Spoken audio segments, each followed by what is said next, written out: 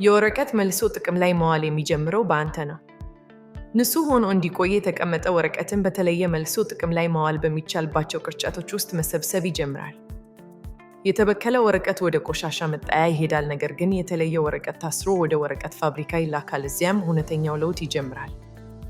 እዚያም ወረቀት ተቆራርጦ በትልቅ ቫት ውስጥ ከውሃ እና ከኬሚካሎች ጋር ተቀላቅሎ ፐልፐር ተብሎ ይጠራል። ይህም ፋይበርን ወደ ብስባሽነት ይሰብራል። ይህ ብስባሽ እንደ ስቴፕለር ቴፕ እና ፕላስቲኮች ያሉ ከባድ ብክለትን ለማስወገድ ሴንትሪፉጋል ኃይልን በመጠቀም ተጣርቶ ይጸዳል።